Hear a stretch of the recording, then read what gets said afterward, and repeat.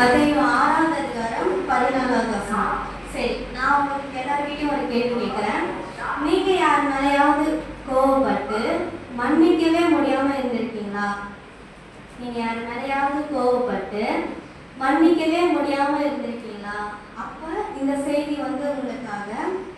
பேதுரு ஒரு நாள் ஏசப்பா கிட்ட ஏசப்பா, நமக்கு விரோதமா யாருன்னா தப்பு செய்யும் போதும் நம்மளை ஏமாத்தும் போதும் நம்ம அவங்களை 7 முறை மன்னிச்சா போதுமா ஏசப்பா அப்படின்னு ஒரு கேள்வி கேட்டான். அதுக்கு ஏசப்பா ஒரு அழகான ஒரு பதில் சொல்றாரு. 7 முறை மட்டும் மன்னிக்க கூடாது, 70 முறை மன்னிக்கணும் அப்படின்னு சொல்றாங்க. ஒருத்தவங்க நமக்கு விரோதமா தப்பு செய்யும் போதும் நம்மளை ஏமாத்தும் போதும் நம்ம மன்னிக்கிறத நம்ம என்ன பண்ணக்கூடாது, எண்ணக்கூடாது. அவங்க எத்தனை முறை தப்பு செஞ்சாலும் நம்ம அத்தனை முறை நம்ம என்ன பண்ணணும், அவங்க மனசார மன்னிக்கணும் அப்படின்ட்டு என்ன பண்றாங்க ஏசப்பா சொல்றாங்க. அதை புரிய வைக்க ஒரு கதையும் சொல்றாங்க. ஒரு ஊர்ல ஒரு ராஜா இருந்தார். அந்த ராஜாவுக்கு ஒரு அழகான ஒரு வேலைக்காரன் இருந்தான். அந்த வேலைக்காரனுடைய வேலை என்ன தெரியுமா? அந்த ராஜாவுடைய பணத்தை பத்திரமாவும் பாதுகாப்பாகவும் வச்சுக்கிறது தான் அவனுடைய வேலை. ஒரு நாள் ராஜா அவன் சரியாதான் வேலை செய்யறானு பார்க்கறதுக்காக அவருடைய வரவு செலவு எல்லாத்தையும் என்ன பண்ணிருந்தாரு, கணக்கு பார்த்துருந்தாங்க. கணக்கு பார்த்துட்டு இருக்கும் போதுதான் தெரிஞ்சது, ராஜாவுடைய பணம் 10 லட்ச ரூபாவை தனக்குன்னு வச்சுக்கிட்டா அந்த வேலைக்காரன். உடனே ராஜா கோவப்பட்டு அந்த வேலைக்காரனையும் அவனுடைய மனைவியையும் அவனுடைய பிள்ளைங்களையும் எல்லாத்தையும் விற்று என் கடனை நீ கட்டி தீர்க்கணும் அப்படின்னு கடுமையா சொல்லிட்டாங்க. உடனே அந்த மனுஷன் ராஜாவுடைய பாதத்துல விழுந்து கெஞ்சினா, ராஜாவே எனக்கு கொஞ்சம் டைம் கொடுங்க, நான் பணத்தை எப்படியாச்சும் நான் திருப்பி கொடுக்குறேன் அப்படின்னு கெஞ்சி கதறி அழுகுறான். உடனே ராஜாவுடைய மனசு உருகி போயிடுச்சு. சரிப்பா, நீ அழுவாத, உன்னுடைய பணம் 10 லட்ச ரூபாவை நான் மன்னிச்சிடுறேன், நீ திருப்பியே தர வேணாம், நீ சந்தோஷமா கண்ணை தொடச்சிக்கின்னு வீட்டுக்கு போனான் அப்படின்னு சொல்லிட்டாரு. உடனே அந்த மனுஷன் சந்தோஷமா வீட்டுக்கு போனான். வீட்டுக்கு போற வழியில அந்த ராஜாவுடைய வேலைக்காரன் இன்னொரு மனுஷனுக்கு 100 ரூபாய் கொடுத்துருந்தான். அந்த மனுஷனை பார்த்தான். உடனே அந்த ராஜாவுடைய வேலைக்காரன் அந்த மனுஷன்கிட்ட போயிட்டு என்னுடைய 100 ரூபாய் தான்னு சொல்லிட்டு சட்டையை பிடிச்சி கழுத்தை நெரிச்சு கேட்டான். உடனே அந்த மனுஷன் எனக்கு கொஞ்சம் டைம் கொடுங்க, நான் திருப்பி பணத்தை கொடுத்துறேன் அப்படின்னு சொல்லிட்டான். ஆனா அந்த ராஜாவுடைய வேலைக்காரன் அதெல்லாம் கொடுக்க முடியாது, என்னுடைய பணத்தை நீ இப்பயே கொடுக்கணும் அப்படின்னு சொல்லிட்டு, இல்லைன்னா என்னத்துக்கு ஜெயில போடுங்க அப்படின்னு கடுமையா சொல்லிட்டாங்க. பாத்தீங்களா, ராஜா அந்த வேலைக்காரனுக்கு 10 லட்ச ரூபாய் மன்னிச்சாங்க. ஆனா இந்த வேலைக்காரன் இன்னொரு மனுஷனுக்கு ஒரு 100 ரூபாய் கூட மன்னிக்கல. இதை எல்லாரும் பார்த்துருந்தாங்க, ராஜாவுடைய வேலைக்காரங்களும் பார்த்துருந்தாங்க. இதை உடனே போயிட்டு ராஜா கிட்ட சொல்லணும்னு ராஜா கிட்டயும் போய் சொல்றாங்க. ராஜாவுக்கு ஒரு பெரிய அதிர்ச்சி ஆயிடுச்சு. உடனே அந்த வேலைக்காரனை கூப்பிடுங்க ராஜா சொன்னாரு. அந்த வேலைக்காரனும் சொல்லுங்க ராஜாவே அப்படின்னு நின்னா. உடனே அந்த ராஜா அவனை பார்த்து, பொல்லாத ஊழியக்காரனே, உனக்கு நான் 10 லட்ச ரூபாய் மன்னிச்சேன், உனக்கு இரக்கம் காட்டினேன், உன் குடும்பத்துக்கு நான் இரக்கம் காட்டினேன், உன்னை நான் ஜெயில போடல.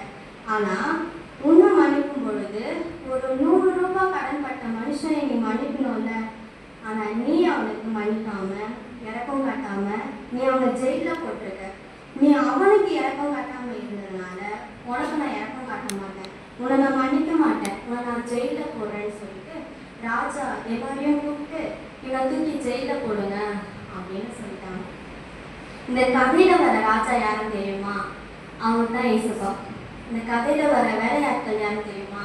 அதுதான் நாம நம்மளுடைய வாழ்க்கையில 1000 பாவம் செய்யணும். ஆனா ஏசப்பா நம்மளுடைய பாவங்களை எல்லாத்தையும் என்ன பண்றாரு, மன்னிக்கிறாரு. ஆனா நம்ம ஃப்ரெண்ட்ஸ் செய்யற 1-2 தப்பு கூட நம்ம என்ன பண்ண மாட்டோம், மன்னிக்க மாட்டோம். ஆனா இன்னைக்கு நாம ஒரு முடிவு எடுக்க போறோம். என்ன தெரியுமா? நம்ம ஃப்ரெண்ட்ஸ் செய்யற தப்பா இருந்தாலும் சரி, நம்ம குடும்பத்துல இருக்கிறவங்க செய்யற தப்பா இருந்தாலும் சரி, இன்னிலிருந்து நம்ம என்ன பண்ண போறோம், மனசார மன்னிக்க போறோம். எத்தனை முறை தப்பு செஞ்சாலும் அத்தனை முறை நம்ம என்ன பண்ண போறோம், மனசார மன்னிக்க போறோம். அப்பதான் என்ன பண்ணுவோம், ஏசப்பா நம்மளுடைய பாவங்களை மன்னிப்பாரு. சரி, நான் பைபிள்ல கொஸ்டின் கேட்டேன். தேவன் உங்கள் பாவங்களை மன்னிக்கிறாரா? தேவன் உங்கள் பாவங்களை மன்னிக்கிறாரா? வாசிப்போம். மத்தேயு 6வது அதிகாரம் 14-15 வாசிப்போம். மத்தேயு 6:14-15.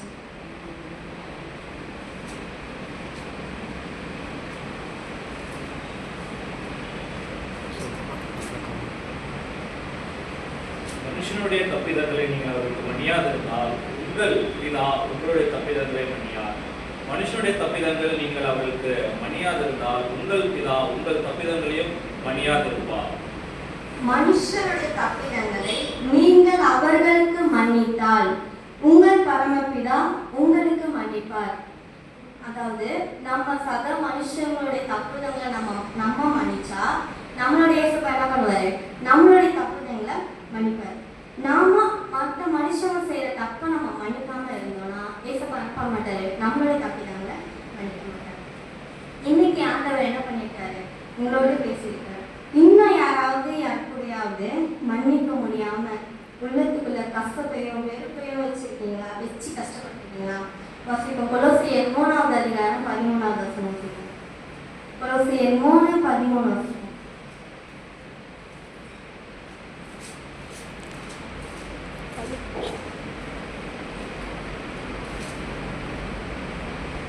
ஒருவரில் ஒருவர் தாங்கி ஒருவர் பேரில் ஒருவருக்கு குறைபாடு உண்டானால் கிறிஸ்து உங்களுக்கு மன்னித்தது போல ஒருவருக்கு ஒருவர் மன்னியுங்கள். ஏசப்பா எப்படி மன்னித்தாரோ அதே போல என்ன பண்ணணும்? நீங்களும் மற்றவங்களை மன்னிச்சணும்.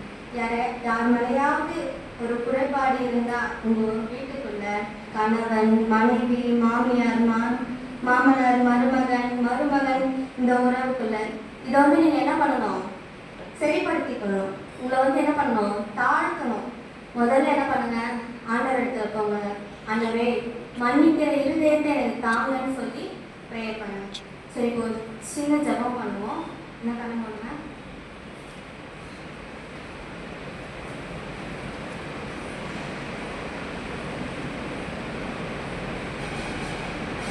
யாரையாவது உங்க உள்ளத்துக்குள்ள யாராவது மன்னிக்க முடியாம அவங்களை குறித்து வெறுப்பும் கஷ்டமும் என் உள்ளத்துல இருக்குதுன்னு சொன்னா உங்க உள்ளத்துல கை வச்சு எனக்கு இந்த மன்னிக்கிற இருதயத்தை தாங்க, கஷ்டமான வெறுப்பான உள்ளத்தை இருந்து எடுத்து போடுங்க. அந்த மன்னிக்கிற கிறிஸ்துவின் அன்பு ஆவியானவர் மூலமா என் உள்ளத்துல ஊற்றப்படட்டும் அப்படின்னு ப்ரேயர் பண்ணுங்க. யூத் கூட நீங்க படிக்கிற இடத்துல யாரு கூடயாவது சண்டை போடக்கூடாது. நீங்க யாரையும் எனிமின்னு சொல்லக்கூடாது.